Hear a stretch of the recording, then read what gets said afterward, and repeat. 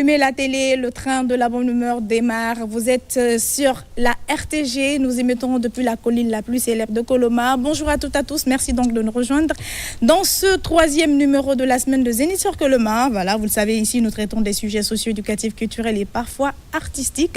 Aujourd'hui, nous allons toucher éducation, société, culture, un peu de tout. Voilà, une façon de vous tenir en haleine et de vous mettre bien pour que vous puissiez vous retrouver là-dedans parce que tout le monde prend son compte ici.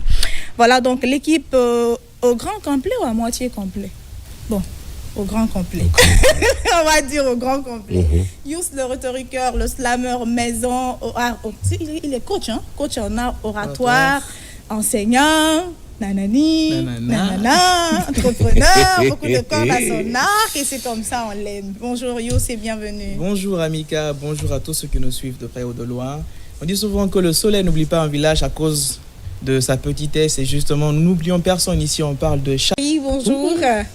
Bonjour Amika, bonjour aux millions de téléspectateurs de la télévision nationale et c'est toujours un plaisir d'être sur ce plateau avec toi pour décortiquer l'actualité nationale, parfois sociale, politique, économique, culturelle, comme tu aimes le dire. Merci. Fana Camara, lui il est le conteur, historien, il est reporter, il est taquin. Fana, regarde, bonjour. Youss a dit, Fana il en a ri carrément. Je ne sais pas ce qu'il a en tête, mais c'est comme si... En fait, pourquoi ce que you aime chez moi, parce que je parle, je dis ce qui est sur le cœur. Je suis comme ça. D'accord, en aparté, parce que quelqu'un, quelqu'un qui a la maîtrise de la force du verbe, quelqu'un qui connaît réellement l'authenticité africaine, quelqu'un qui est ancré dans cette tradition, est toujours aisé en parlant. Et puis aussi, lors des prises de parole, on parle avec art et prestance, comme toi également, parce que bon, Amika, qui est aujourd'hui très belle. J'ai apprécié sa chemise là. Voilà, Amika, très belle. Voilà, d'accord. Bonjour. Voilà, c'est un petit bonjour. Merci donc à la réalisation, merci aux cadreurs. Voilà, donc je le dis souvent, ce sont des faiseurs de stars. Sans ces techniciens, cette émission ne se tiendra pas. Après, j'en suis sûre. Voilà, j'insiste, je persiste là-dessus. Merci pour tout ce que vous faites pour la télé. Merci pour tout ce que vous faites pour vous-même. Parce que je le dis, chaque matin quand on se lève, on doit réfléchir à comment faire bouger les lignes de développement de notre pays. C'est-à-dire, qu'est-ce que tu peux faire dans ton domaine pour faire développer soit ta communauté, soit ton quartier, en tout cas, faire bouger les lignes de développement du pays. Voilà, donc ils le font bien parce qu'ils sont là dès 4 heures du matin et parfois ils rentrent après tout le monde. Ouais. Franchement, ils n'ont presque pas de vie et il faut nous célébrer vivants, c'est important. C'est vrai. Alors, aimables téléspectateurs, nous avons sur ce plateau Monsieur Kerios Kagbe. J'espère que j'ai bien prononcé son nom. Il est enseignant au centre de formation professionnelle avec qui nous allons parler de l'inadéquation des formations universitaires ou des formations en tout cas professionnelles avec le marché de l'emploi ou les offres d'emploi. Son problème, c'est en fait société, c'est une réalité auquel beaucoup de jeunes sont confrontés aujourd'hui. Après l'université, par exemple, tu peux étudier biochimie à l'école, à l'université que tu te retrouves journaliste, ou tu restes carrément chômeur à la maison. Qu'est-ce qui ne marche pas? Nous allons poser des questions et avec lui, nous allons essayer de trouver des approches de réponse ou des approches de solutions. Bonjour à vous et bienvenue. Bonjour Annika, comment allez-vous? Je vais très bien. D'accord. Alors, aimables téléspectateurs, je le disais, cette situation majeure s'avère être causée de façon générale par un décalage entre les filières enseignées et les besoins du marché du travail. Est-ce parce que les programmes universitaires ou professionnels sont parfois trop axés sur la théorie au détriment des compétences pratiques et techniques recherchées par les employeurs, ou parce que les étudiants ne sont toujours pas informés sur les débouchés réels de certaines formations, ou encore, les programmes ne prennent pas en compte les orientations des élèves, des étudiants dans des filières données. Voilà. Ces questions sont posées et d'autres viendront agrémenter donc ces grandes lignes de cette première tranche de votre émission, puisque tenez-vous bien, nous avons 3 thématiques aujourd'hui. Nous allons parler éducation, je l'ai dit. Nous allons toucher un peu l'infidélité, l'infidélité dans les couples. On parle souvent de l'infidélité des femmes, mais il y a beaucoup des hommes, mais aujourd'hui, la réalité avait une autre situation parce qu'il y a des femmes aussi infidèles. Qu'est-ce qui serait à la base de l'infidélité au sein d'un couple? nous allons donner nos avis, les chroniqueurs, et vous, téléspectateurs, vous aurez votre mot à dire en nous envoyant des SMS sur le 623 45 61 71. Nous allons terminer, bien sûr, par cet autre sujet. Voilà, comme je le disais dans mon intro, qu'est-ce qu'un jeune peut faire ou qu'est-ce qu'un citoyen peut faire pour faire bouger les lignes du développement de son pays. Et pour en parler, nous aurons sur ce plateau, voilà, donc un patriote, Monsieur Bita Antoine, qui a décidé de venir partager avec nous son avis, en tout cas ses projets par rapport au rôle de la jeunesse guinéenne dans le développement de la Guinée. On ne va pas des sociopolitiques, pas des socio-économiques, parce que chacun évolue dans son secteur donné et approche une pierre à l'édifice. Voilà donc, chers chroniqueurs, nous allons commencer avec le premier sujet, comme je l'ai dit, éducation oblige. On va vous écouter avant d'écouter Monsieur Valado Kangbe qui est avec nous en tant que spécialiste aujourd'hui. Donc, ton avis, Ousmane Teli, par rapport à cette inadéquation entre la formation reçue à l'université, dans les écoles professionnelles et la réalité du marché de l'emploi. D'accord, mon avis par rapport à ça, c'est simple. Aujourd'hui, quand tu analyses un peu la situation de l'enseignement dans sa globalité, depuis maintenant 50 ans, disons comme ça, il y a un fait qui est là qui passe inaperçu. Souvent ici, c'est le fait de la qualification, la différence entre la qualification et la compétence. Okay. Parce qu'à l'époque, quand on prend le cursus universitaire ou le cycle où un étudiant ou un élève doit étudier jusqu'à avoir un emploi, on se fise automatiquement sur la qualification. Cela veut dire ici, on disait que le cycle normal, c'est que tu dois étudier pour avoir un diplôme, tu dois étudier pour avoir des certificats. Tout n'était axé que sur l'obtention d'un diplôme. C'est pourquoi aujourd'hui, on a des chiffres, on peut dire, un peu partout à travers le monde, tel pays a tel diplômé par an, déverse tel nombre de diplômés sur le marché de l'emploi par an. Mais on n'a pas de chiffres précis sur telle compétence. Vous comprenez un peu? Donc, du coup, la qualification est prioritaire dans le système éducatif mondial, disons comme ça, en général, mais aussi de façon particulière en Guinée. Parce que souvent, il y a des employeurs, si tu n'as pas de diplôme, ils n'ont pas besoin de toi. Il faut présenter un diplôme, il faut présenter un certificat, il faut montrer que oui, tu t'es moulé dans ce qu'ils veulent pour qu'ils puissent te donner un emploi. Ça, c'est un problème. Maintenant, il y a le fait de la compétence. Aujourd'hui, le marché s'est tellement transformé, la dynamique de la vie sociale, de la vie entrepreneuriale, de l'industrie, de tout ce qui offre l'emploi ici est en transformation. Du coup, les employeurs ont beaucoup plus besoin aujourd'hui des compétences que de la qualification. Voilà où est créée maintenant l'inéquation. Ce qu'on enseigne à l'université comme théorie ou dans les écoles, dans certaines écoles professionnelles également comme théorie, ne s'adapte pas par rapport aux besoins de l'entrepreneur qui est là ou bien de l'employeur qui est là pour son entreprise ou pour ses activités. Parce que toi, tu es là, tu es qualifié, tu as le diplôme de ça et là, mais au fond, tu n'es pas compétent. Et s'il n'y a pas de compétence, c'est la compétence aujourd'hui qui prime sur les diplômes sur le terrain. Tu vas rester là, tu as fait de grandes études, tu as de grands diplômes, mais tu n'es pas employable parce que tu n'as pas une compétence technique ici qui peut t'aider à décrocher un emploi direct. Voilà. Je te poser une question avant de continuer. Donc, tu penses que la compétence vient tout de suite après l'obtention du diplôme ou qu'est-ce qu'il faut pour être compétent ou compétitif sur le marché de l'emploi? Ça, c'est la refonte du système en question. Aujourd'hui, il faut enseigner la compétence. Il faut plutôt enseigner la compétence qui est la qualification. Cela veut dire qu'il ne faut pas enseigner aujourd'hui pour avoir le diplôme. Il faut enseigner les gens pour qu'ils puissent acquérir beaucoup de compétences souhaitées sur le marché de l'emploi. Je vais prendre un exemple. Quand tu prends le domaine minier aujourd'hui chez nous ici, il ne faut pas former les gens sur peut-être la gestion des ressources humaines. Bon, c'est bon, tout ça là. Mais il faut beaucoup plus former les gens sur l'échantillonnage. Il faut former les gens sur la prospection. Il faut former les gens sur des métiers techniques qui peuvent directement utilisé dans le domaine minier pour trouver un emploi. Tu viens devant une entreprise, un gestionnaire, il veut te recruter, il va te demander tes compétences. Est-ce que tu es capable de mener la prospection géologique tout de suite là sur le terrain sans être accompagné seul? Est-ce que tu peux guider une équipe? Mais tu pars, tu le fais. C'est pratique, c'est terre à terre. Tu prends tout de suite un maçon, tu prends un menuisier, tu prends tous ces étudiants qui font les écoles professionnelles aujourd'hui, qui ont la main dans la pâte, un plombier, tu lui dis carrément, voilà le matériel, il faut me faire tout de suite ici. S'il est capable de le faire, ben il le fait. Tu le payes là-bas, vous avez un contrat et puis tu l'emploies. Mais quelqu'un maintenant qui vient, qui a fait les grandes études, qui a un grand diplôme, qui est là, moi je suis tel, mais au fond, il ne peut pas. Là, c'est le système éducatif qui est en cause. Parce qu'aujourd'hui, il faut le dire les choses. C'est le système éducatif. Parce que vous ne pouvez pas analyser le marché de l'emploi, mais vous formez des chômeurs.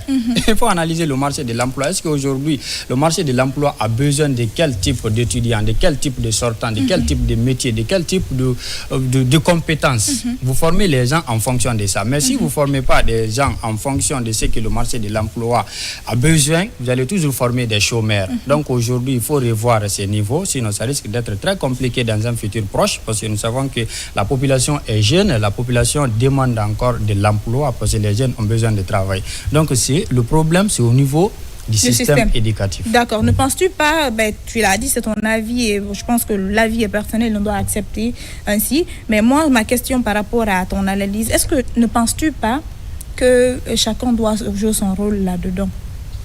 C'est-à-dire le système éducatif, mais les jeunes aussi en quête d'emploi. Parce qu'aujourd'hui, le monde évolue. On l'a dit, on le rappelle souvent dans cette émission, avec l'évolution de la science, la technique et la technologie, tu n'es pas au diapason du monde.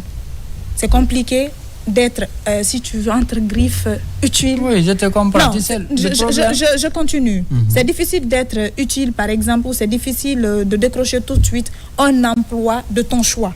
Parce que beaucoup de personnes exercent aujourd'hui dans les emplois à défaut. Parce qu'ils n'ont pas assez, ils préfèrent avoir ça pour gagner leur vie, pour avoir le pain quotidien. Est-ce que tu vois?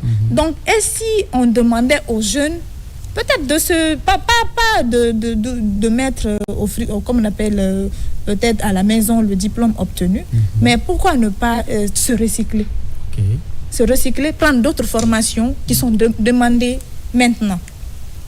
D'accord, si tu suivais ma logique, d'abord à ce niveau, il y a un problème d'orientation. Nous savons que le cycle, c'est jusqu'en terminale, quand tu as le bac, tu t'orientes. Mais même à ce niveau, d'abord, il y a des problèmes. Parce qu'aujourd'hui, il y a des gens qui sont orientés dans des filières qu'ils n'ont pas choisies. Ça, c'est un peu... Puisque tu parles de compétences, c'est pourquoi je me suis plus intéressée. Attends, je te pose une question rapidement. Téli, si je ne suis pas trop indiscrète, est-ce que tu peux nous dire ce que tu as fait à l'université? Non.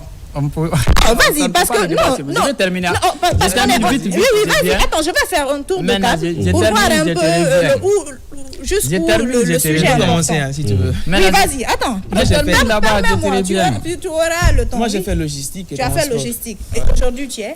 Je suis dans beaucoup de choses. Je ne suis même pas dans la logistique, en fait. D'accord. Et toi, Vanna? Moi, j'ai fait journalisme. Tu as fait journalisme, et toi? J'ai fait géologie. Tu as fait géologie. Tu vois un peu. Mais aujourd'hui, on peut dire que tu es compétitif, tu es compétent. Parce que pourquoi? Tu as choisi quelque chose et qu'à chaque fois tu te formes pour être performant. Ok, maintenant je vais terminer. Je me disais tout à l'heure qu'il y a un problème. Pas envie de savoir ce que j'ai fait, je ne le dirai pas. Vas-y. Voilà. Non, attends. a fait quoi? Je le dirai après. Voilà. Il y a un problème, c'est au niveau de l'orientation. Aujourd'hui, d'abord, quand tu arrives en terminale, après le bac, il y a beaucoup d'étudiants qui se retrouvent dans des institutions d'enseignement supérieur qui n'ont pas choisi. Surtout dans des filières qui n'ont pas choisi du tout. Parce que souvent, ils n'ont pas la bonne note. Ou bien souvent, on les oriente par rapport à leur troisième ou quatrième choix. Leur premier choix, on dit que parce que vous n'avez pas la bonne note, on ne peut pas vous orienter là, mais se retrouvent dans ces institutions sans avoir ici l'envie de rester ou d'étudier la matière en question. Ça déjà, c'est un défi. Ça pose déjà un problème dans le futur qui va vous empêcher ici d'évoluer dans votre domaine. Ça, c'est un aspect.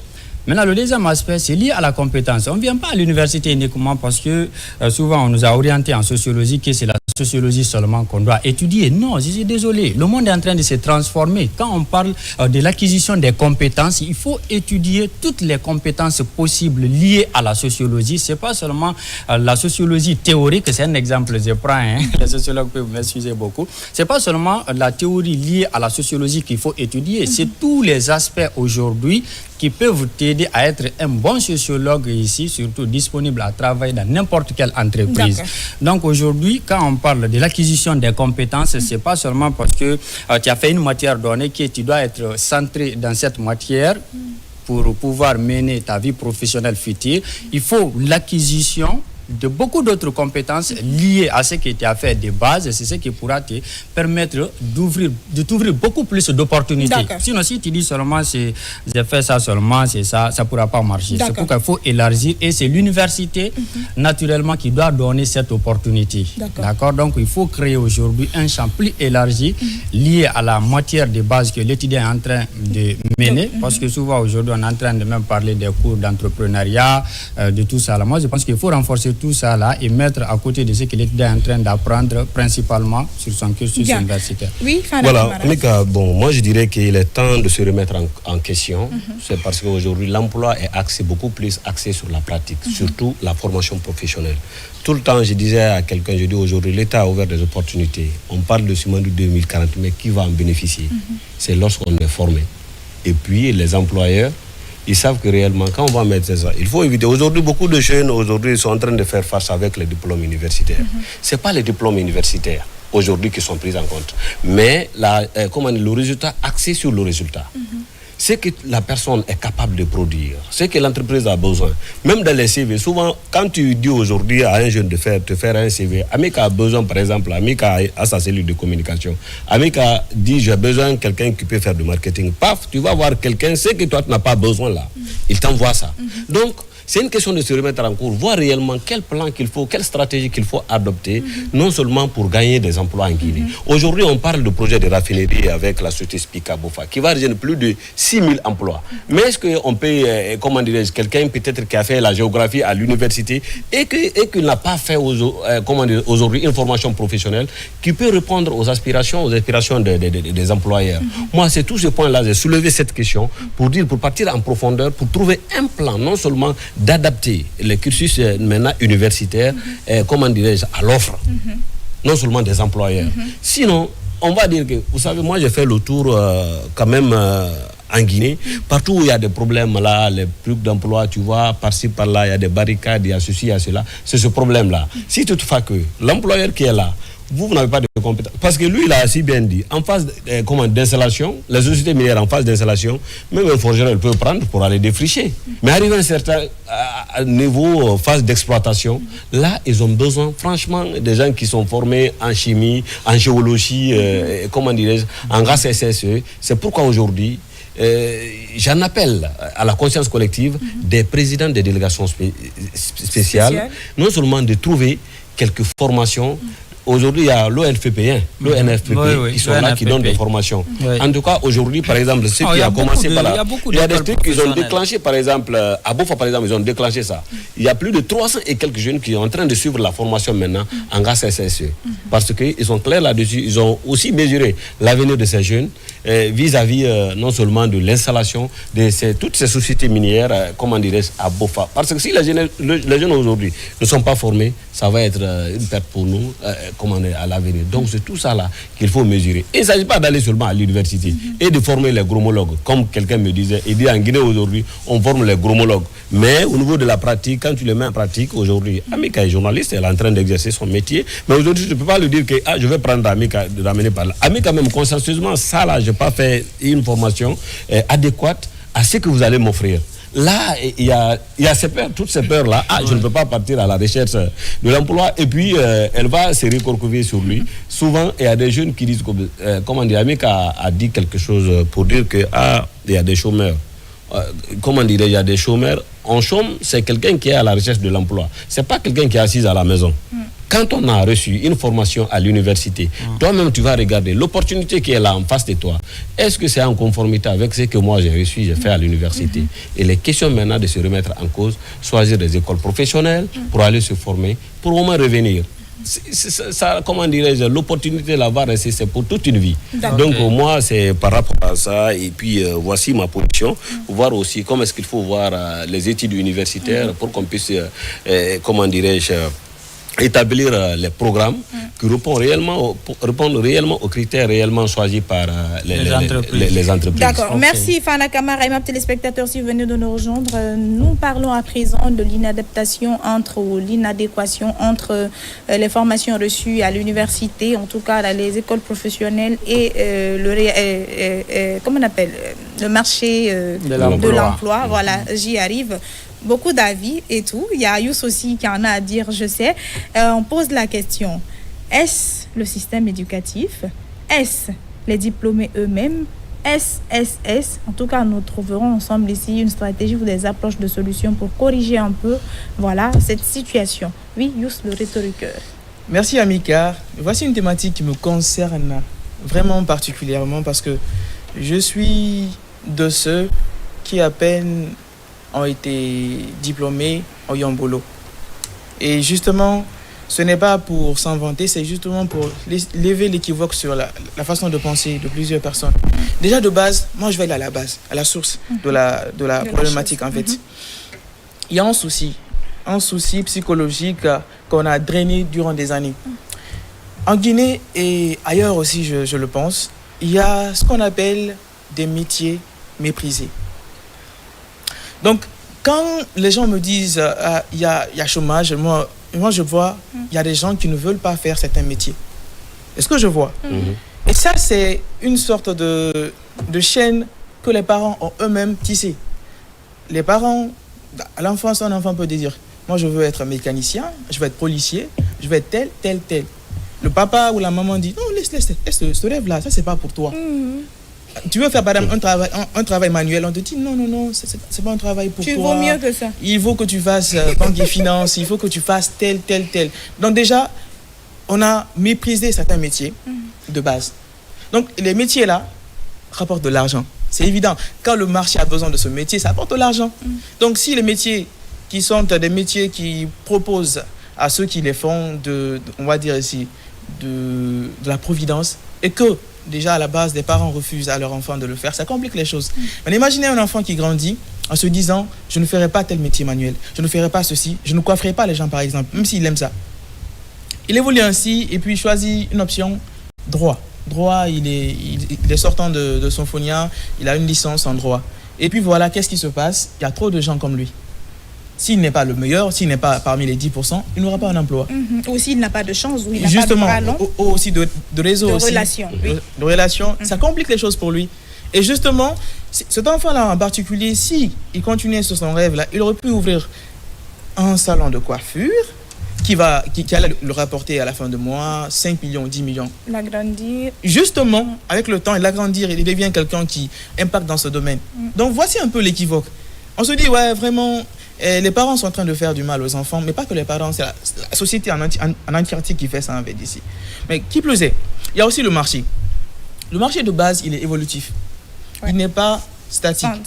Donc, ce qui fait la différence, c'est qu'il y a des gens qui, après une formation, se disent, bon, c'est bon, j'ai atteint le paroxysme. Pas besoin d'aller plus loin. Et pourtant, les choses changent. Donc, déjà, l'État, on sait que ce qu'on a ici comme option à la fac, ce sont des options qui sont là depuis plus de 15 ans, que dis-je, 20 ans. Tu vois, moi, quand j'ai fait le bac, j'ai eu 13 formes.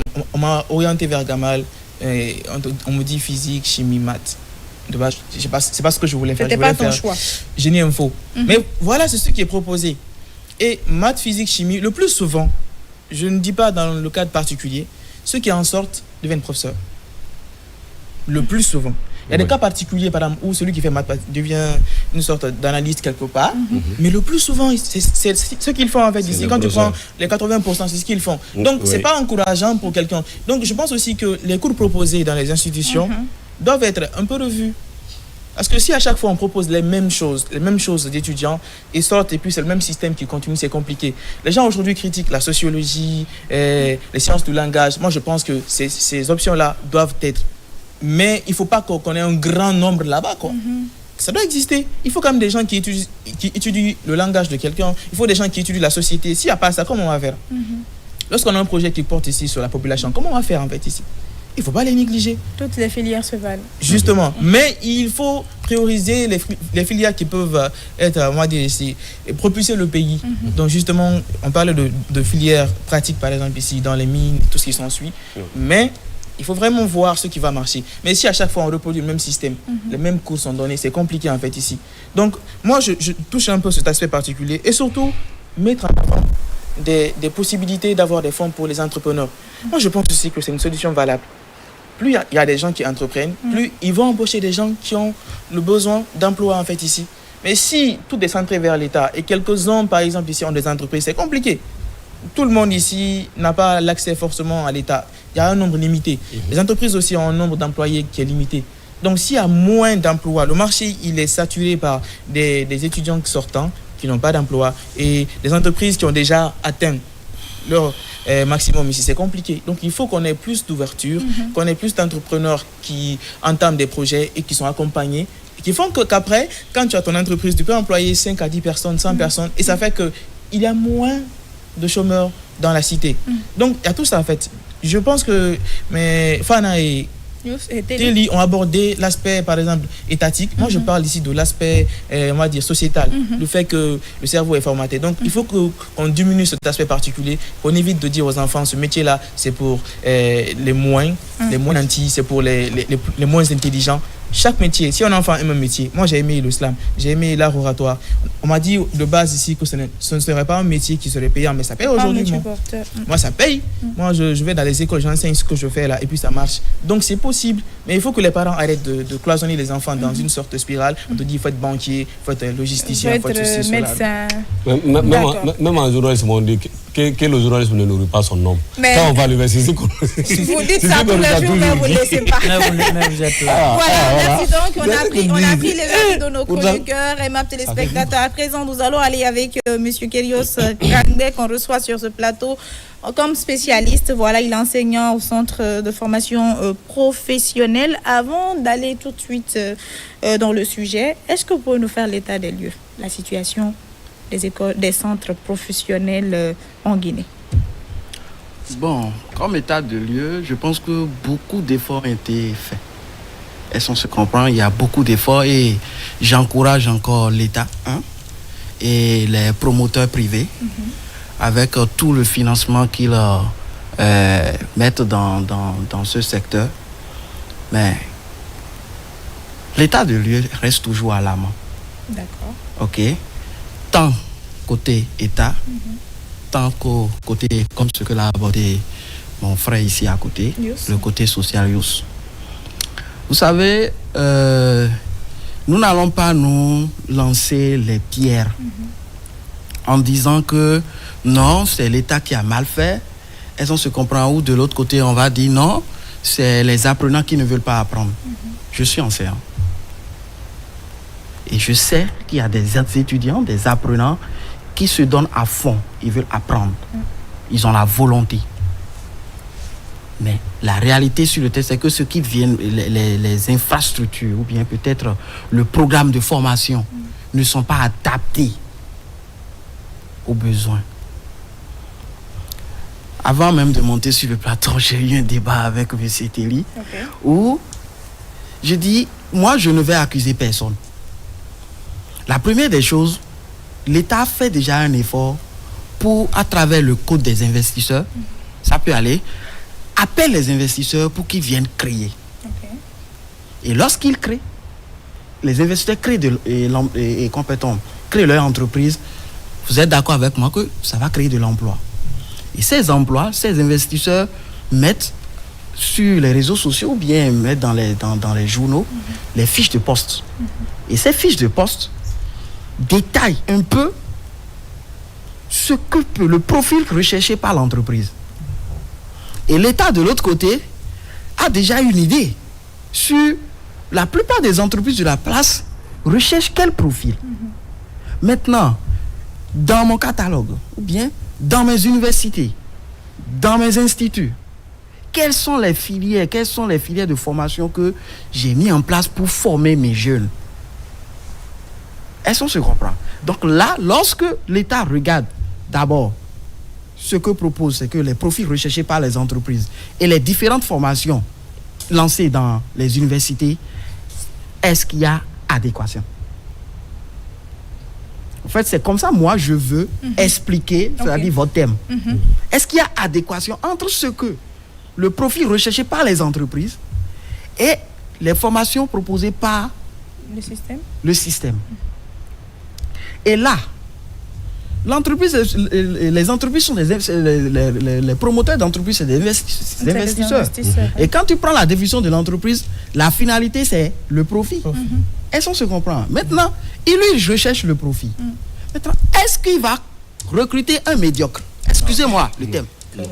Est-ce que l'entreprise va recruter quelqu'un qui n'est pas qualifié ou peut-être qui n'est pas compétent pour ne pas atteindre son objectif? Est-ce qu'on se comprend? Pour pouvoir faire profit. Parce que c'est son objectif.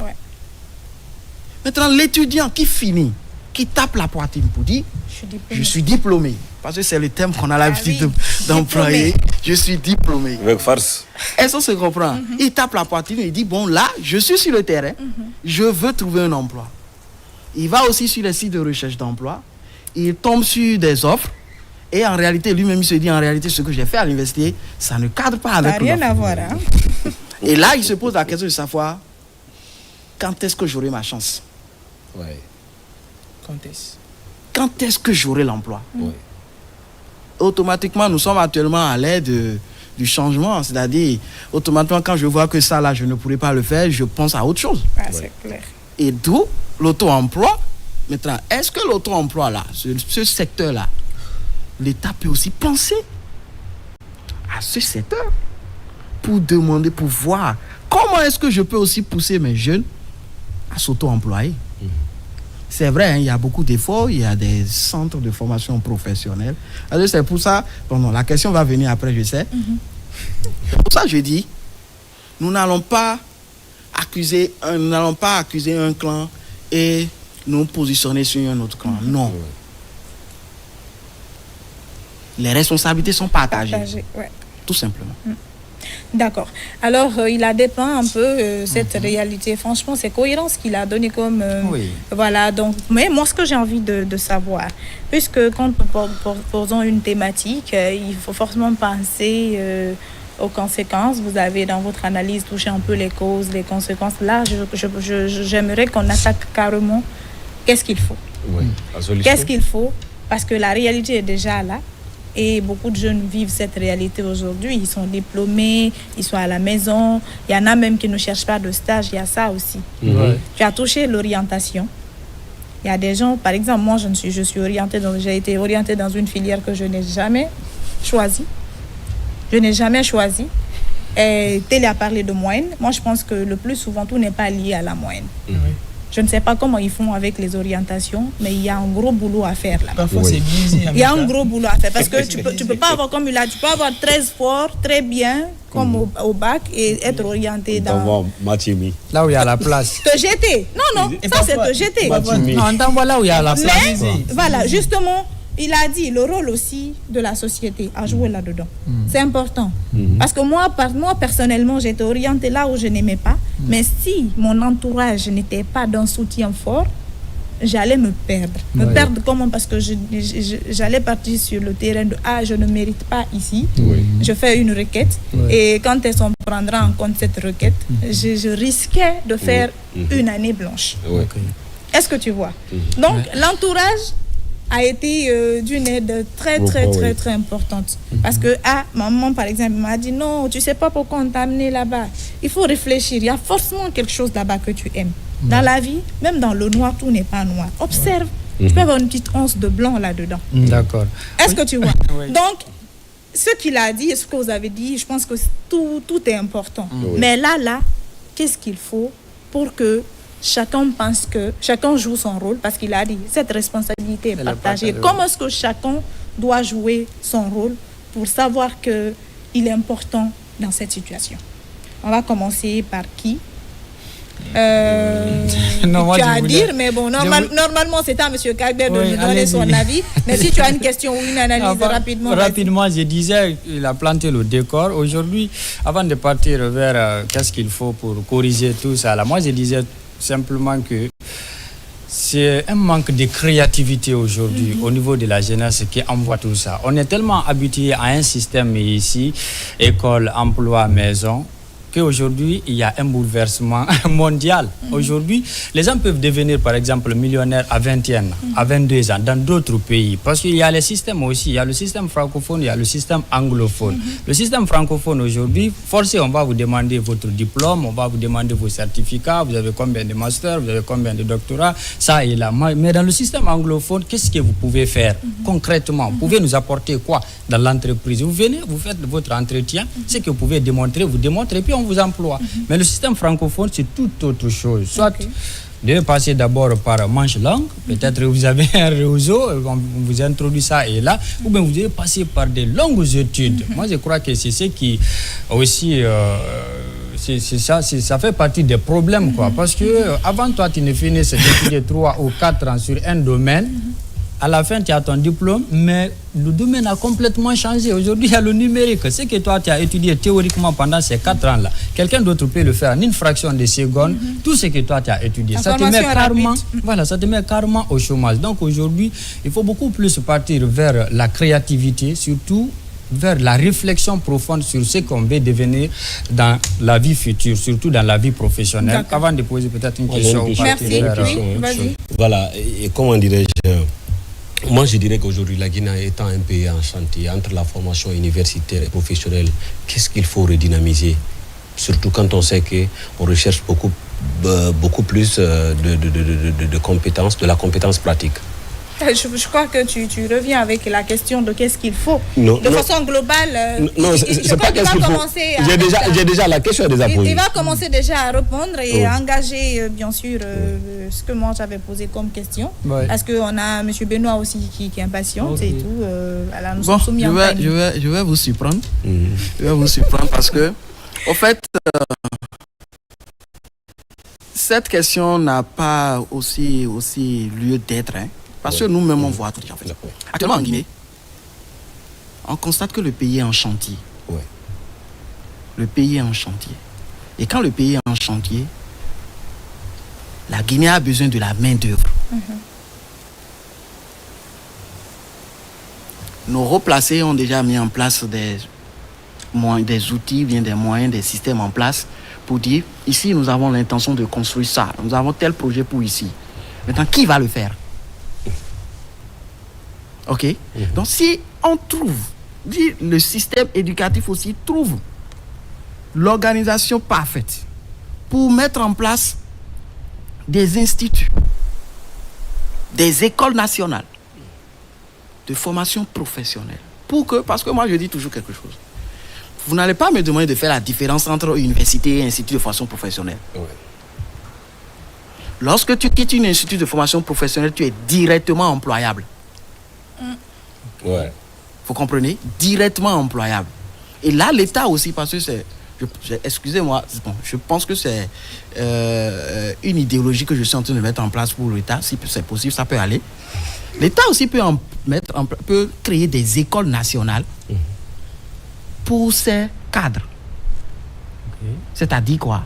Ils seront coiffés par les universités, mais ça sera l'école, par exemple, l'école nationale de commerce. Les écoles polytechniques. Ça permettra à l'État de former ces cadres pour pouvoir répondre à des exigences, aux besoins sur le terrain.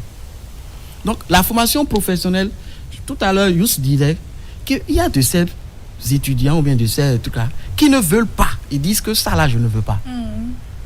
Vous savez, actuellement, dans les mines, ils sont à la recherche de soudeurs, des spécialistes en soudure industrielle. Ils n'ont pas de soudeur. Ils n'ont pas de mécanicien. Moi, j'ai mon cousin. Depuis son baba, depuis qu'on était sur les bancs, il dit, je veux être mécanicien. Et tu dis, tu veux être quel genre de mécanicien? Il dit, je veux être mécanicien industriel. Aujourd'hui, c'est ce métier qui le nourrit. Et beaucoup même. Donc, lui, il n'est pas... C'est qu'il s'est déjà tracé son chemin.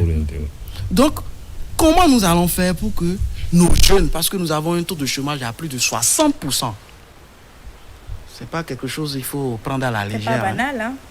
Plus de la moitié. Ça, c'est une sous du ministère de l'enseignement technique et de la formation professionnelle qui date de 2024. Donc, Si nous avons ce taux de chômage, comment nous allons pouvoir aider ces jeunes à avoir une insertion professionnelle? Vous voyez? Donc, l'État doit jouer son rôle. Les apprenants, les étudiants aussi doivent jouer leur rôle en acceptant, tracer eux-mêmes leur chemin et de se battre pour y atteindre. D'accord. Oui. Merci. Alors, je crois qu'on va rapidement donner nos derniers avis par rapport, bien sûr, au premier sujet, le temps de fermer et ouvrir, bien sûr, par rapport le deuxième sujet, Téli. Alors, parce que la vie, je le dis souvent, c'est la thèse, l'antithèse et la synthèse. Donc, nous allons faire rapidement la synthèse. Oui, je le dis souvent. L'école, on va dire que la maternelle, le primaire, le secondaire, le lycée, moi je considère ça comme l'antithèse. Ouais. L'antithèse et même l'université. Ouais. C'est la vie, la synthèse. Je vais réadapter avec une autre thématique. Oui. C'est comme si quand tu suivais une formation à l'université et toi-même tu sais, tu le fais parce que tu n'as pas le choix. Tu n'aimes pas, mais tu le fais. Peut-être que sur ton chemin, tu te dis que je vais le faire et juste pour être diplômé. Parce que ici, le plus souvent, on a mis ça dans la tête des gens. Il faut juste avoir le diplôme pour être important dans la société. Ouais. Oui, les gens pensent que le diplôme, c'est un visa pour faire ci, pour faire ça. Alors qu'il y en a qui ne sont pas diplômés, mais qui sont, excusez-moi du terme, qui sont plus utiles à nos sociétés que d'autres diplômés. Oui, c'est vrai, c'est une réalité. Il faut dire les choses. Il faut dire les choses, oui. Ça ne veut pas dire aussi que quand tu as la possibilité d'aller jusqu'à l'université... Ça repose le débat sur l'école utile ou inutile. Justement. Ça donne notre thème peut-être demain. Il est tellement inspiré. Alors, Téli, partons rapidement avec la synthèse. Et le dernier mot reviendra naturellement à M. Kagbe, c'est ça? Kagbe. Son nom là... Kérios Kagbe. Aujourd'hui. Donc, je vais terminer par toi. Yous, vas-y, la synthèse. D'accord. Ce que j'aimerais dire par rapport à cette thématique qui est déjà très pertinente, moi je trouve, c'est que je pense que les jeunes doivent avoir l'imaginaire assez développé, oser.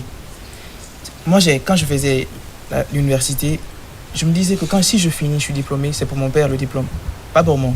De toute façon, je ne comptais pas m'en servir pour avoir un boulot.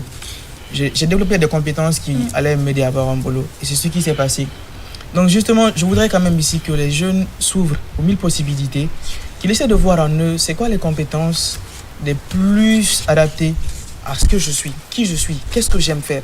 Et justement, aller dans ce sens-là. Parce que quand tu suis le troupeau, tu es aussi le troupeau. Des fois, il faut s'exiler, comprendre qui on est, ce qu'on aime et pratiquer cela. Je sais que la plupart des gens qui osent faire ça ont plus de mérite et plus de salaire même, parce que c'est pour l'argent en fait, non? En plus de salaire. C'est le profit. Le profit, justement. Le profit. Je connais des banquiers qui pèsent moins qu'une personne qui est auto-entreprenante en fait, ici, qui bosse pour elle-même. Oui, parce que l'apparence déjà des banquiers, voilà, donne beaucoup à réfléchir. Oui, voilà. Vous avez eu balle perdue aujourd'hui gratuitement. Merci Yous pour cet avis. Je sais que tu es tellement passionné par ce sujet, mais bon, mon frère, pardon, faut doser. Oui, Fana. Voilà, moi je dirais toujours aux jeunes de se remettre en cause, de regarder un peu l'avenir du pays et puis s'adapter à ça. Parce que quand on a une réalité, on a l'opportunité, il ne faut pas qu'on rate cette opportunité. Parce que les gens vont dire que je suis âgé, j'ai 25 ans, 30 ans et autres comme ça. Même un an de formation, ou bien même, comment dirais-je, 6 mois de formation, peut te permettre d'être embauché par un employeur aujourd'hui quand même. D'accord. Ouais. Voilà. Merci, oui. Toi, je te soumets en timing, tu sais. Oui. En 1 minute. En 1 minute aujourd'hui, il faut d'abord dire que à l'État de renforcer d'abord ici les conseils en orientation. Si ça n'existe pas, il faut créer, à mon avis, dans les lycées.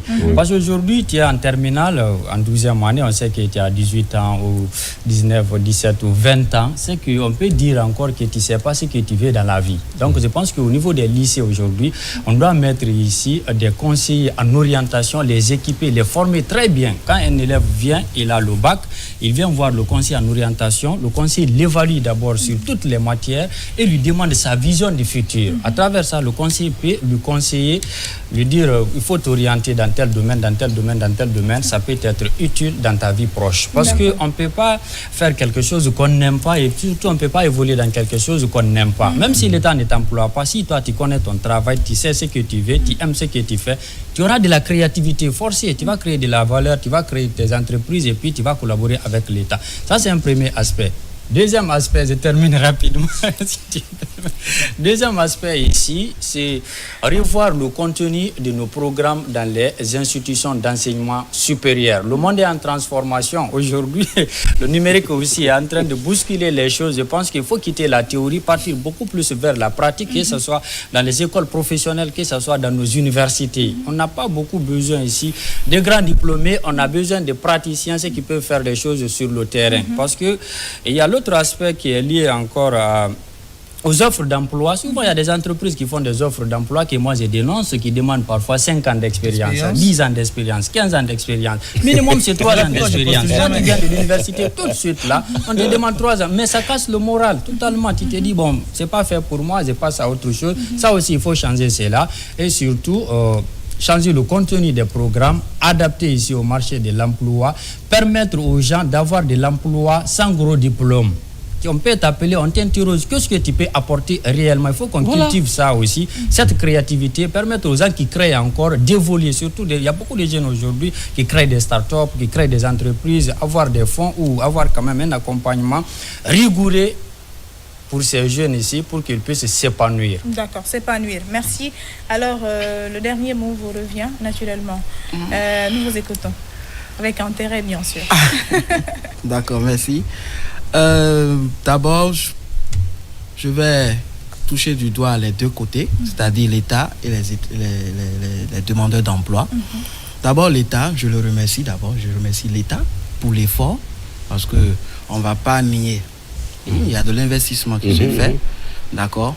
Mais moi, c'est pourquoi j'aurais aimé qu'on lance encore un autre thème, l'organisation des examens, la finalité. D'accord, on va finir déjà. Parce que ça, c'est le rôle de l'État, de donner, de délivrer des diplômes. Mais est-ce que l'organisation de ces examens s'avère entre griffes, sincère, crédible? Est-ce qu'on se comprend? Maintenant, les étudiants ou les demandeurs d'emploi, moi, je ne vais pas mâcher sur mes mots. Je ne vais pas beaucoup parler aussi d'ailleurs. C'est une simple phrase que je vais leur dire. Allumez vos cerveaux, ne dormez pas. D'accord. Merci beaucoup.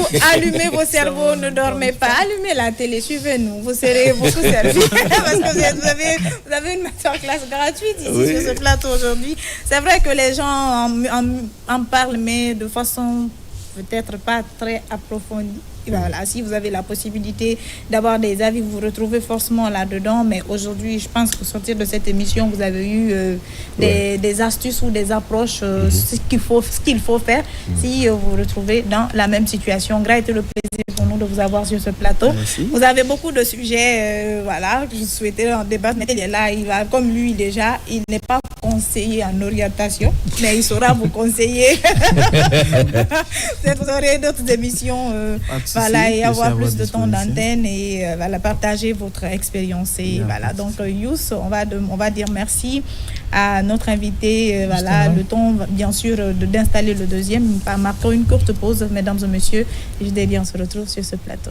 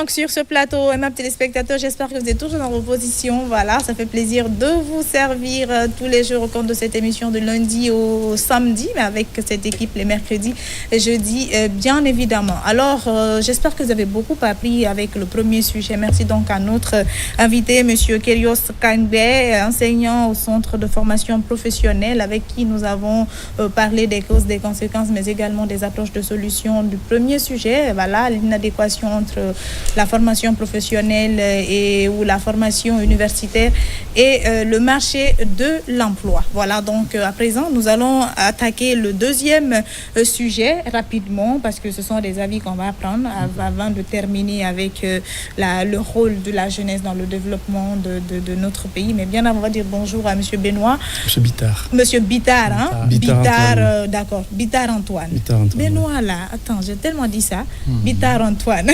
Bonjour et bienvenue. Bonjour Madame Kaba. Comment allez-vous? Alors, sur carte d'identité, c'est Bittard Antoine. Oui. Mais ce que je sais, vous ne vivez pas en Guinée. C'est vrai? Ou bien vous voulez rester modeste? D'accord, vous vivez en Guinée, vous êtes guinéen. On va dire par intermittence. Par intermittence, d'accord. Donc, c'est ton ami qui est là. Il est en train de me fatiguer. Mais comme c'est mon frère là, je vais faire avec.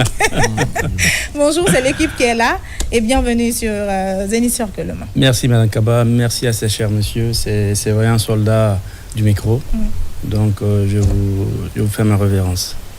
Merci et bonjour à vous. D'accord. Alors, on va aller rapidement avec votre avis sur le deuxième sujet. Hein? Infidélité dans le couple. Rapidement. Infidélité dans le couple. Il donnera son avis forcément parce que voilà, ça nous concerne tous.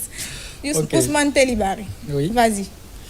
Bon, vous savez, l'infidélité, c'est un phénomène très complexe et très difficile ici dans la relation des couples, parce que nous savons qu'il y a beaucoup de preuves que les couples peuvent traverser dans leur vie, mais quand l'infidélité s'ajoute, ça devient très compliqué. Et l'infidélité, souvent, ça commence par la fidélité, parce que quand on va devant le maire ici, on va se jurer fidélité, loyauté, tout. C'est parce que on a cette crainte de l'infidélité, on a cette crainte que cette loyauté n'arrive à s'effriter à travers le temps. C'est pourquoi on se jure ici fidélité, on se jure ici loyauté, on se jure ici de rester à côté l'un de l'autre jusqu'à la fin de nos jours. Mais ça commence quand? L'infidélité commence d'abord par les regards. Ça peut commencer par des textos partagés. Ça peut commencer ici par un simple câlin à un ami, à un collègue de travail. Et ça peut finir par ce qu'on ne souhaite pas ici, que à l'intimité, et puis ainsi de suite, ça va s'effriter. Mais quand ça se passe, qu'est-ce qu'il faut faire? Est-ce qu'il faut continuer? Est-ce qu'il faut arrêter la relation? Ça dépendra ici de la philosophie du couple et surtout de la solidité du couple aussi. Parce que souvent, il y en a qui réfléchissent avec le cœur, mais d'autres, c'est par le cerveau, et ceux qui réfléchissent souvent avec le cœur sont dans l'émotion. Et quand on prend l'émotion ici, on sait comment ça se manifeste. Soit c'est par la colère, soit c'est par la frustration, peut-être par la joie aussi. D'autres peuvent se dire que je suis libéré parce qu'ils savaient déjà depuis très longtemps qu'elle me trompait ou il me trompait. Mais comme je viens de prendre mon partenaire la main dans la pâte, il n'y a pas d'échappatoire, il n'y a plus d'arguments à placer. Là, je suis libre maintenant et puis chacun va suivre son chemin. Donc, il faut dire ici, ça a des conséquences beaucoup plus qui sont très très dangereuses sur la vie des deux personnes d'abord, mais si aussi ces deux personnes ont eu des enfants durant leur période de couple là, ça risque d'avoir des conséquences sur les enfants également. Et même renvoyer une image à la société comme quoi, pourquoi on s'est marié aujourd'hui? Parce qu'il y a beaucoup de jeunes qui se disent, ah, si c'est se marier quelques mois plus tard, on tombe dans l'infidélité encore, pourquoi ne pas rester célibataire? Même les jeunes femmes aujourd'hui, elles disent que, ah, moi, mon mari, je vois dans mon entourage, dans la société, les hommes ne sont plus fidèles ou les femmes ne sont plus fidèles, chacun se débrouille à côté. Et moi, si c'est pour me marier, après sortir encore dehors, commettre l'adultère ici, je ne suis pas prête d'abord, je préfère rester chez mes parents. Donc, ça renvoie ici cette image à la société selon laquelle on ne peut pas se marier et rester fidèle tout au long de notre vie. Donc, ça, c'est une autre conséquence ici. qui va jouer sur la société, sur le rôle de la vie des couples dans la société. Donc, pour revoir tout ça là, moi je pense qu'aujourd'hui il faut, parce qu'on ne va pas dire mener une campagne de sensibilisation, parce que chaque couple est unique, chaque personne est unique ici, donc chaque couple est unique, chaque couple est ici. Allons-y. Voilà, chaque couple ici a ses propres problèmes. C'est réalité. Voilà, c'est réalité. Il y a des dames, quand tu poses la question, c'est parce que mon mari il s'en fout de moi, il ne m'apprécie pas. Bon, est-ce qu'on peut pas remettre ce sujet à demain? Parce qu'il est très très important. Je crois que les minutes restantes ne nous en une seconde. Non, vas-y, place Deli. Économise. La possibilité de tout dire demain. Moi, Amiga, vous voyez, quand vous posez moi la question par rapport à Fana, moi la question que je vais te poser. Oui. Est-ce que tu peux pardonner une infidélité ou une tromperie? Bon. Je dirais oui. Tu peux pardonner? Oui, je dirais oui. Tu développeras ça demain. Pose-moi la question. Je ne te pose pas la question. Youssef, es-tu prêt à pardonner une tromperie ou une infidélité? Non.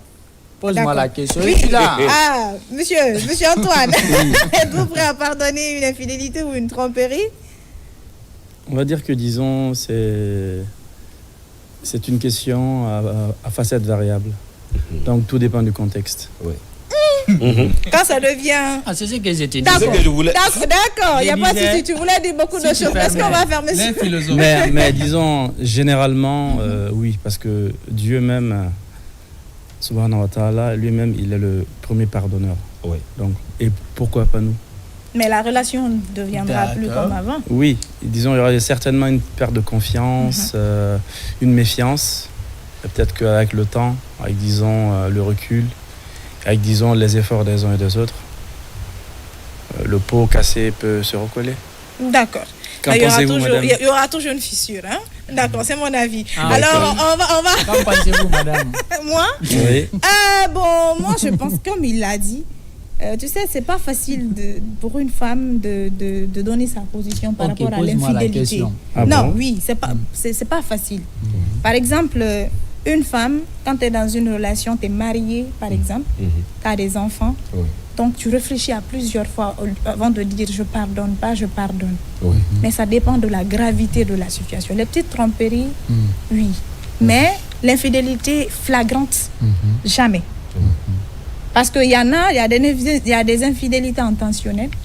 Il y en a les gens vont me dire pourquoi. Il y en a qu'on fait par inadvertance. C'est pas prémédité. Pourquoi? Parce qu'il y a des zones de turbulence, ça va pas. Bon, vous n'allez pas me faire parler. Vous n'allez pas me faire parler. Vous n'allez pas me faire parler. Économisez votre joie. Alors, je crois qu'on va aller, les gars, avec M. Bitar Antoine. Voilà, donc aujourd'hui, qui prône en tant que jeune la cohésion sociale, l'esprit patriotique et l'accompagnement citoyen, avec qui nous allons parler, bien sûr, du rôle de la jeunesse dans le développement de la Guinée. Alors, qui êtes-vous? Présentez-vous rapidement avant d'aller avec le sujet. Très bien. Je m'appelle Antoine Bitar. Pour la faire très succincte, je suis président du mouvement Jeunesse citoyenne et vision patriotique, qui est un mouvement international qui regroupe plusieurs jeunes à travers le monde, des jeunes d'origine guinéenne pour la plupart. Je suis aussi le secrétaire chargé aux affaires électorales et relations auprès des institutions, qui dépend de la coordination européenne de soutien au mouvement général Mamadi Doumbouya. Et nous dépendons de la coordination nationale ici, en Guinée, qui est gérée par M. Doumbouya Keleti, qui est, je dis, un bonjour très respectueux, mais aussi qu'à son fidèle collaborateur, M. Timbo, M. Timboba. D'accord. Alors, pourquoi vous avez tenu à passer dans Zénith pour parler de ce sujet, le rôle de la jeunesse guinéenne dans le développement de notre pays? Très bien. La question, elle est très pertinente, je pense, pour tout le monde, parce que nous sommes tous dans cette tranche d'âge. Voilà. Alors, quand nous parlons de jeunesse, nous parlons déjà de naissance, voire de renaissance, de vitalité, de revitalité, de dynamisme, de redynamisme. La jeunesse d'un peuple constitue son espoir. Elle constitue, disons, on va dire, l'équilibre entre le passé et le futur. Dans le sens où rien ne doit se passer sans que la jeunesse ne s'implique. Elle doit être garant d'un dynamisme qu'il faut insuffler, déjà par les sages. Nos anciens sont là pour nous mettre sur les rails, on va dire, entre guillemets. Mais par contre, nous sommes là comme étant le poumon. Nous sommes le poumon, parce qu'un poumon qui s'affaiblit, le corps, il va être limite inerte. Il va lâcher. Et le cœur, c'est nos parents, c'est nos coutumes, c'est notre religion. Donc quand le cœur s'arrête de se battre, tout est fini au fait. Okay. Nous nous insufflons, ils ont une dynamique à ce cœur. Dans le sens où la jeunesse doit être protectrice de nos acquis. Okay. Qu'elle soit infrastructurelle, qu'elle soit culturelle, qu'elle soit sportive, qu'elle soit politique. Parce qu'une jeunesse conscientisée, une jeunesse aidée, une jeunesse accompagnée permettra de donner un élan nouveau à un pays qui est en voie de développement. D'accord. Vous avez une question? Oui, une question rapidement. Aujourd'hui, vous parlez de la jeunesse. Dites-nous, quel est votre avis par rapport à la jeunesse guinéenne? Mon avis avec la jeunesse guinéenne est que, d'une part, la jeunesse guinéenne, elle peut être incomprise. Mais ça, je mets entre guillemets, incomprise. Dans le sens où, disons, la jeunesse guinéenne, elle ne se donne pas les moyens de pouvoir, quelque part, sortir de l'ornière. Je m'explique. Nos parents nous donnent des directives. L'école est là pour nous encadrer, pour nous donner un chemin. Mais nous nous limitons dans notre zone de confort. On attend toujours qu'on nous donne. Et pourtant, on est capable de donner. Et comment? En apportant des idées, en apportant des pistes de solutions, des axes d'amélioration, en donnant notre avis de façon sage et respectueuse à nos dirigeants. Nous voulons ceci, nous voulons cela, mais il faut le faire avec la manière. Nous pouvons revendiquer, mais c'est avec l'art et la manière. Former des cellules de réflexion des think tanks, former des groupements d'intérêts communs en fonction du domaine d'activité, pour pouvoir impulser un élan, une belle dynamique à notre pays. Le CNRD, depuis leur arrivée, seules les personnes qui ont un manque de patriotisme dans le corps diront que rien ne va. Bien sûr, ce ne sont pas des magiciens, ce sont des êtres humains comme nous, qui sont doués d'esprit, qui peuvent avoir des insuffisances dans leur façon de faire, mais nous sommes là pour les aider. On se complète. Un homme et une femme se complètent. Dieu a créé l'homme à partir de l'homme, d'une côte, à la femme qui est née. La femme est venue pour compléter l'homme, pour l'aider, pour l'aider dans cette tâche quotidienne, pour l'aider à tenir, à vivre, à survivre. Donc nous, en tant que jeunesse, nous devons être force de proposition et d'action pour impulser cet élan à notre pays, afin que nous allions de l'avant. Nous devons avoir une jeunesse nationaliste qui dit oui, c'est la Guinée d'abord. Nos infrastructures, peu soient-elles, on les protège. Mais qu'on ne soit pas à la base de la destruction, de la désagrégation de ces acquis. D'accord. Alors, qui parle de développement parle forcément de cohésion. Qui parle de développement parle de patriotisme. Qui parle de développement également parle d'accompagnement citoyen. Est-ce que vous pouvez mettre un pont entre le rôle de la jeunesse et tout ce que je viens de énumérer, accompagnement citoyen, cohésion sociale, aujourd'hui, à l'heure où on vous parle, concrètement, qu'est-ce qu'on doit attendre de la jeunesse guinéenne? Parce qu'aujourd'hui, heureusement, parce que la jeunesse est en train, comment on appelle? Non, en train de prendre, mais d'être valorisée. Parce qu'aujourd'hui, il y a combien de jeunes ministres? Il y a combien de jeunes, il y a combien de jeunes directeurs?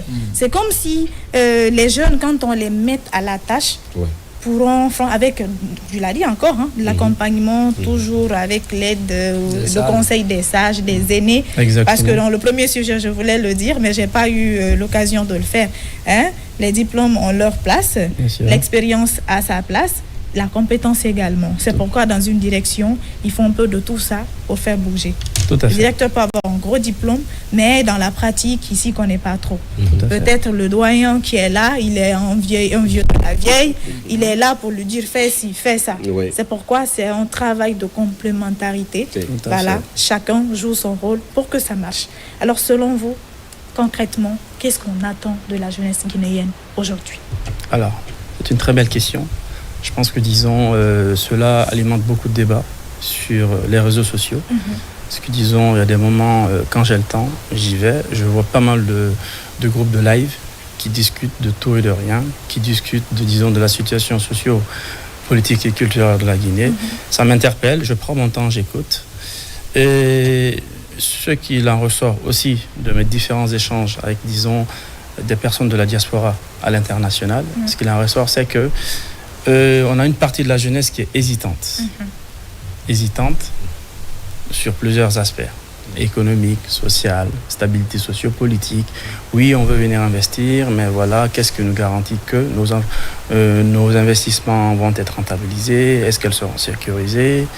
Parlant de la diaspora.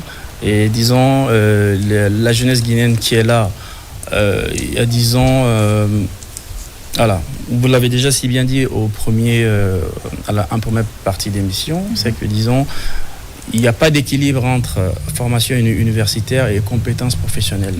Donc il faudrait qu'il y ait idéalement, je pense que le ministre de l'enseignement supérieur et la ministre de l'enseignement technique peut-être sont en train de m'écouter. Pas peut-être, est-ce qu'ils ont autre chose à regarder si c'est que la certainement. Là, disons, patriotisme oblige, c'est la maison mère quand même. Je pense que là, disons, vu que là, je pense que c'est la pause méridienne. Donc c'est le petit repas, c'est la petite pause. Donc je pense qu'ils ont peut-être allumé leur tube cathodique ou leurs écrans LCD. Donc du coup, ils sont en train certainement de nous écouter. Donc il faudrait qu'il y ait un pont solide pour pouvoir équilibrer cela, pour apporter, pour donner des compétences, des qualifications à ces diplômés. Vous voyez, en créant des filières de formation, des licences professionnelles, des masters professionnels. Et voilà, trouver disons, ce bon équilibre, cette bonne sauce. Comme je le disais à Madame Agnès tout à l'heure, en back-office, le bon tombeau, en fait. Le bon tombeau, c'est-à-dire il y a les épices qui sont là équilibrées, il y a la matière animale qui est là, végétale, tout ce qui va avec. Et du coup, tout cela sur un bon plat de riz parfumé, ça ne peut qu'être très très bon. Voilà, le pays est en train de se développer, non seulement sur le plan patriotique. Qu'est-ce qu'il faut l'idée patriotique pour accompagner ça? L'idée patriotique, c'est très simple, c'est s'inspirer du passé pour construire l'avenir. Le CNRD l'a dit, c'est entendu à travers le monde. Moi, je suis dans la coordination européenne par confiance. Donc du coup, j'ai été coopté. J'étais dans mon coin, je faisais ce que j'avais à faire, mais du coup, j'ai été coopté pour que je sois le secrétaire chargé des affaires électorales et des relations aux institutions. Donc l'esprit patriotique, il se développe déjà dans les familles. La famille est la base de la société, la cellule de base de la société, comme on nous l'a appris à l'école primaire. Je me souviens encore de quelques cours de l'école primaire à Mahatma Gandhi. Donc voilà. Donc du coup, l'esprit patriotique se développe déjà dans les familles. Et cela ensuite se répand. Se répand comme, disons, une bonne brume qui vient, disons, adoucir nos âmes. Et surtout, préserver notre pays, se battre pour le pays, pour qu'on puisse avancer. On doit être nationaliste. Vous voyez les Sénégalais, à compétence égale, on prend le Sénégalais avant l'étranger. Et si l'étranger a plus de compétences que le Sénégalais, on prend cet étranger, on essaie d'avoir ses compétences, on la duplique. Attention, on la duplique. Et après, à un certain moment donné, ciao, bon dimanche. Et puis voilà. Voilà, justement par rapport, vous avez évoqué tout à l'heure le mot famille. Et nous savons souvent, on aime dire la Guinée c'est une famille. Tout à fait. Vous êtes dans la diaspora. Et nous savons qu'au sein de la famille, il arrive des moments de turbulence. Exactement. Peut-être le grand frère et le petit frère ne sont pas d'accord, ils vont se déchirer, s'insulter, ça et là. Et vous êtes dans la diaspora. Nous savons qu'aujourd'hui, il y a d'autres Guinéens encore qui sont là-bas, qui ne sont pas forcément d'accord avec la conduite du pays, comment la jeunesse se comporte, ça et là, c'est leur avis et surtout, c'est la dynamique sociale et politique, vous le savez mieux que moi. Mais qu'est-ce que vous êtes en train de mener dans ce sens pour amener tout le monde dans le bateau, je vais dire comme ça, pour amener tout le monde dans le bateau, pour ne pas qu'il y ait des fractures à l'interne et des fractures à l'externe aussi, côté social. Très bien. Si vous me permettez, je vais commencer par ce adage. Je m'excuse d'un terme que je vais utiliser. Ce terme, il peut être, disons, dégradant, mais je l'utilise dans son contexte pur. L'émotion est nègre, la raison est hélène. Vous connaissez cet adage. Je ne vais pas rentrer dans les détails. Donc du coup, nous devons, disons, agir non par émotion, mais plutôt avec un esprit posé et un cœur ouvert au changement, un cœur, ouvert, un esprit ouvert à la bonne critique, à la critique constructive et pas le contraire. Et surtout que nous disons que des personnes qui viennent, qui ont pris les rênes du pays, les destinées du pays et qui ont appliqué ce qu'on a atteint depuis plusieurs décennies, la continuité de l'État, ce sont des personnes qu'il faut accompagner. Donc, la classe politique ancienne, elle est là. Voilà. Nous connaissons comment ça se passe. Il y a des bisbilles, mais nous devons surmonter tout cela, ne pas se laisser diviser. Oui. Parce que moi, je suis du groupe O négatif. Vous voyez, si quelqu'un a besoin de mon sang, je lui donne, quelle que soit son ethnie. C'est quoi, Fulbe, ni Maninkale, Kassosona, si c'est, disons, un Kissi ou un Guerzé. Vous voyez un peu? Donc, du coup, mon sang, je le donnerai. Et ça doit être réciproque. Là-bas, on ne parle pas politique. Alors, on doit dupliquer cela dans tout ce qu'on fait, avec amour. Vous savez, le pardon, il est difficile. Et du pardon découle la tolérance. De la tolérance peut découler l'empathie. Et de l'empathie, l'amour fraternel et collectif. Donc, avec cela, avec cette bonne base, nous pouvons avancer. Moi, je lance un appel solennel à tous les Guinéens de la diaspora et celles vivant en Guinée, intramuros, que nous devons accompagner notre président, Mamadi Doumbouya. Je ne fais pas de politique, mais à un certain moment donné, il faut dire la vérité. Soyons honnêtes, soyons francs envers nous. Nous devons le soutenir pour qu'il puisse continuer ses œuvres.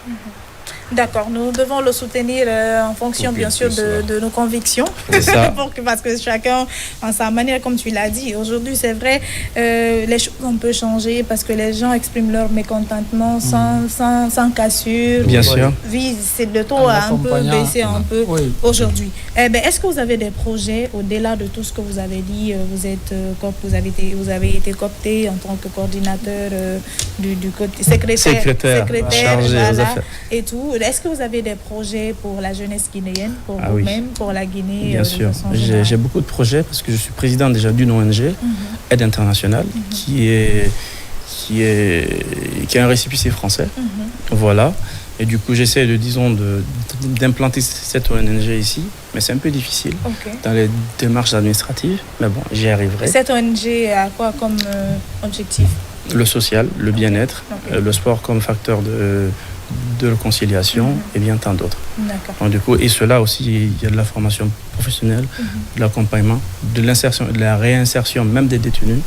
Vous voyez un peu. Donc, pour pouvoir, disons, accompagner cette jeunesse ou cette population pour qu'elle soit actrice de sa propre émancipation. D'accord. Voilà. Oui. Alors, Ousmane Telli, Fana, Youss, si vous n'avez plus de questions et tout, je crois qu'on va aller, parce qu'on est presque à la ligne rouge de cette émission et tout, mais nous avons 6 minutes. On va en profiter, si vous n'avez pas de questions, pour aller avec une session slam. Pourquoi pas? D'accord. Oui, vas-y. Oui, moi, madame. Madame. Voilà, monsieur, au-delà de vos projets futurs, parce que nous savons que la dynamique sociale, c'est maintenant là. Quelqu'un qui vous voit tout de suite à la télé, vous êtes dans une coordination en Guinée et à l'étranger, il a besoin de résultats tout de suite. Dans une semaine, dans 2 semaines, qu'est-ce que vous planifiez pour la jeunesse guinéenne concrètement? Qu'est-ce que je planifie déjà? Nous sommes en pourparlers. Nous allons faire, disons, des rencontres. Déjà, un comité restreint pour pouvoir, disons, ensuite préparer des événements très importants qui vont mobiliser une bonne partie de la jeunesse déjà qu'on a créée et essayer de la dupliquer à l'intérieur du pays. Voilà. Un réveil des consciences, une table ronde pour discuter de l'actualité, de ce qu'on peut faire, et de ce qu'on peut apporter. Parce que j'estime que tous les Guinéens peuvent être des apporteurs d'affaires pour la Guinée. D'accord, chacun joue son rôle, chacun fait bouger en fonction bien sûr de ce qu'il a fait, bouger les lignes, sans oublier, disons, les mécènes qui sont là, bien sûr, qu'ils continuent à soutenir ces jeunes dynamiques bien sûr qui ont la volonté de faire bouger les choses en fonction de l'aspect de la vie organique. D'accord, merci beaucoup. Oui, Youss, tu es en train de cogiter, qu'est-ce qui se passe?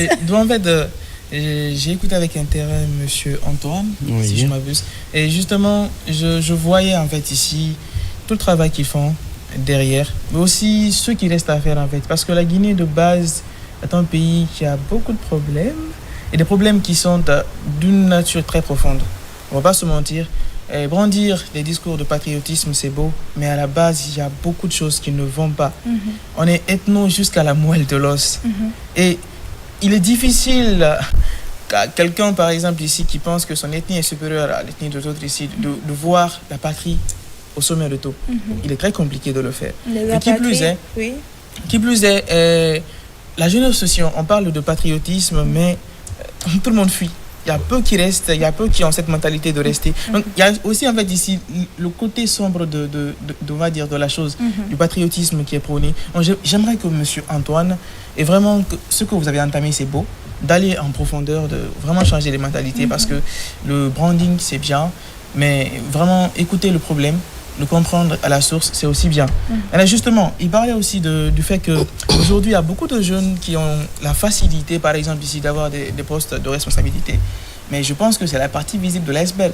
Il y a encore des difficultés d'alternance. Ça, c'est évident. Il y a des personnes qui, bon, je ne dirais pas vieilles, mais qui ont fait un long parcours professionnels, mais qui refusent de quitter, par exemple, ici. C'est encore là. Donc, il y a quand même des choses qui se sont faites ici. Si tu fais une étude comparative entre peut-être les années précédentes et cette année, là, je pense qu'il y a un grand changement. Il y a un grand fossé parce que c'était rare. Au-delà, oui. Aujourd'hui, je sais que chacun, c'est ce que moi je rappelle souvent, chacun a sa place. Oui. Est-ce que tu vois? Tout le monde est important. Personne n'est inutile. Justement. Mais c'est en fonction de la circonstance qu'on fait valoir son importance. Ceci dit, peut-être dans une administration, il peut être à la tête, il peut être le DG. Est-ce que tu vois? Plus âgé que lui, peut-être le DGA. Mais ce que le DGA là, a vécu, il a expérimenté. Il a la main dans la pâte. Telly, il est fraîchement sorti d'université, il a un doctorat par-ci, par-là. Parce qu'on a dit, le monde évolue. Oui. Mais Telly, il a la compétence, parce qu'il a une compétence, mais il n'a pas d'expérience. Oui. Est-ce que tu vois? Donc, c'est pourquoi, dans les administrations, les jeunes sont à la tête, mais c'est plus expérimentés aussi sont là. C'est pourquoi tu vois conseiller en tel, conseiller en tel. Il y en a même qu'on appelle carrément qui sont à la retraite, mais qu'on copte encore. Comme consultant. Comme consultant, parce qu'ils sont importants. C'est comme si on faisait un bon cocktail pour que les choses bougent. Est-ce que tu vois? Donc aujourd'hui, les efforts fournis, moi je pense que sont visibles. Oui, au-delà même des postes de responsabilité, il faut le reconnaître aujourd'hui, quand tu te promènes un peu dans l'administration guinéenne, il y a beaucoup de jeunes qui ont des postes au-delà des postes de responsabilité, quand même qui parviennent à gagner leur pain, il faut le dire comme ça, qui sont non seulement concoctés par leurs grands qui sont nommés là, et puis qui peuvent les tirer encore pour les envoyer. De le mécénat. Voilà, avec des nominations même de nos amis. Bon, on ne va pas rentrer dans les détails pour ne pas les vendre, mais il faut le reconnaître. Tu parles de nomination, voilà, la RTG. Kani, hier, Kani Diallo, qui était cadreuse à la RTG. Surtout ça. Voilà, il y a beaucoup de mes amis. Elle vient fraîchement de sortir du centre d'instruction de Mafraya. Aujourd'hui, elle est chef service communication, relations publiques au ministère de l'hydraulique. Je pense que déjà, il faut, c'est des choses qu'il faut encourager. Il y en a qui te diront que c'est relationnel. Il y a 10 ans, 15 ans, un enfant comme ça, je ne veux pas dire qu'un enfant, mais... Voilà, oui, allez-y. Si je peux, disons, reprendre en quelques mots, disons à Monsieur Youssouf, c'est que... Déjà, je partirais du fait que Rome ne s'est pas construite en une journée. Justement. Vous comprenez, ça c'est un. De deux, j'ai tout de suite signalé le fait de la duplication. Concernant le cas sénégalais, on duplique. Vous comprenez? Et du coup, cela, disons, rebondit avec ce que Mme Mika a dit, qu'il faut, disons, une personne expérimentée auprès d'un jeune pour qu'il monte en compétences et qui ait une vision globale de son poste et de son activité. On aura toujours besoin de personnes.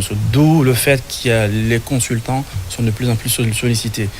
Des jeunes retraités, des retraités très anciens et qui sont toujours sollicités. Donc, vous voyez un petit peu, des rails sont posés, vous comprenez, et le train suit, les gares suivent. Là, nous avons déjà passé à plusieurs gares. Donc, du coup, il y a des gares aussi en construction. Pour vous dire qu'au fait, ce programme qui est mis en place, c'est un programme qui va avancer, évoluer dans le temps. Donc, du coup, donnons la chance à nos autorités, mais surtout, soyons force de proposition et d'action. Ça, j'y insiste, je persiste. Non, et surtout, au-delà de tout ça, il faut être à la hauteur des attentes. Moi, je pense que quand on place une responsabilité ou une confiance en vous, il faut franchement être à la hauteur et surtout satisfaire les besoins de la population parce qu'on vous met au service de la population et surtout être responsable parce qu'on nous a appris au camp ici, être patriote, être tout ça là. Non, franchement, parce qu'il y a des gens, dès qu'on les met à un poste de responsabilité, les gens pensent que c'est fini au fait, quoi. Je suis là et puis c'est calé, c'est fini, je ne bouge plus et puis c'est fini. Je pense qu'on vous met là, c'est pour avoir un résultat. On vous met là, c'est pour inciter la jeunesse à croire en l'avenir du pays. Donc quand vous êtes là-bas, il faut que vous arriviez à assumer la responsabilité, il faut que vous arriviez à changer les choses parce que le monsieur qui est en haut de tout le monde, il ne peut pas voir tout. Mais vous êtes là et puis vous voyez tout. Vous confrontez les réalités du bas peuple. Donc c'est à vous de faire des propositions, des solutions concrètes ici pour permettre au pays d'avancer. Donc il faut que les gens parviennent à intégrer ça dès après leur nomination. Ce n'est pas parce qu'on nomme seulement des jeunes, c'est pour confier l'avenir du pays aux jeunes. Donc les jeunes doivent prendre leurs responsabilités en se formant, en soutenant très bien pour relever les défis de demain. Justement, parce que le défi il est énorme. Voilà, beaucoup d'efforts. Bon, juste n'avait pas fini. Mais bon. Je pense qu'avec ces apports de ces deux messieurs, la position en train d'être... Voilà, il y a plus une sorte de lumière, mais sauf qu'il y a forcément des... C'est vrai. Il y a beaucoup... En fait, de base... on a l'occasion souvent d'écouter des discours, d'écouter des propositions alléchantes, mais dans la pratique, c'est pas forcément ça. Donc, j'ai plus envie de me mirer dans ce qui est irréel. Je veux voir du concret. Et justement, monsieur me l'a expliqué. Et voilà, Rome ne s'est pas construit tout en un seul jour. Et c'est justement à la base en fait de toute évolution. Il faut aller pas à pas, mais surtout aller à la base. Moi, je pense que le problème guinéen, il est profond. Et si on essaie de faire une sorte de solution superficielle, on va durer là. Il va se reconvertir notre problème en fait ici. Il faut aller à la base. Il y a un vrai souci en Guinée, un vrai problème. Et moi, j'aime pas tout le temps l'aborder, mais c'est vrai, l'ethnocentrisme ici est au fond des choses. D'accord. Ça complique ici le patriotisme. Est au fond des choses. On peut être patriote. C'est vrai qu'il y a des apatrides. Voilà. Il a dit que tu sois Malinké, Soso ou Peul, si tu es du même groupe sanguin que lui, il viendra en aide. Voilà, moi je pense qu'il y a plus de Guinéens aujourd'hui qui ont compris que le patriotisme doit être, comment on appelle, la priorité, doit être au-dessus de tout. Mais c'est vrai que souvent, c'est pas facile d'amener tout le monde dans le même esprit. Justement, c'est pourquoi on appelle à la patience. Quand on est patient avec quelqu'un et tout, et que la personne voit réellement que ce que tu lui dis, forcément ça, la solution suivra forcément. C'est vrai qu'on est souvent pas d'accord sur certains problèmes dans la famille. Voilà. On peut naître d'un même père et d'une même mère et qu'on a des visions différentes. C'est la beauté de la vie. Voilà, justement. Alors il faudrait juste être rationnel. Moi, il faut être rationnel. Quand tu défends quelque chose, il faut avoir la ferme conviction que cette chose-là est la bonne pour moi. Mais quand savoir aussi, que tu fais partie d'un groupe. Justement, mais si tu sais aussi que tu n'es pas d'accord, il faut avoir des arguments, des justifs. Mais il ne faut pas dire je ne suis pas d'accord parce que tu n'es pas d'accord. Voilà, Grâce parce que j'aime pas ta tête. Justement. Grâce le plaisir pour nous de vous servir encore aujourd'hui, mes téléspectateurs. Nous espérons avoir été à la hauteur de vos attentes. Voilà, nous avons traité d'entre deux jeux un sujet très important. Voilà, avec notre invité, il nous a donné sa position. Les chroniqueurs aussi ont agrémenté davantage. Le deuxième sujet qui est ajourné à demain. Nous reviendrons avec l'infidélité dans le couple demain. Le troisième sujet, voilà, donc monsieur Antoine Bittard nous a donné sa position et son avis par rapport bien sûr à ce que c'est que la cohésion, ce que c'est que l'amour, le patriotisme, en tout cas prôner l'entraide, c'est ce qui pourra nous aider parce que rien n'est possible sans la paix. Merci à vous d'être passé sur ce plateau. Merci à Séverien Soldat. Merci à vous. Voilà, donc on se retrouve demain, mes téléspectateurs. Merci donc à l'équipe technique. Merci à mon assistance. Non, c'est quoi, mon assistante? Voilà, j'y arrive. Qu'est-ce que tu veux faire, Guilavogui? Voilà, Agnès Guilavogui. Merci beaucoup à toi et ma peur qui vient de chez Hawa Kuruma. Voilà, bonne mèche. Merci donc à l'équipe technique et ma téléspectateurs. Il y a également Monsieur Soiré qui est en train de nous suivre du côté de Madina, le coordinateur du marché de Avaria.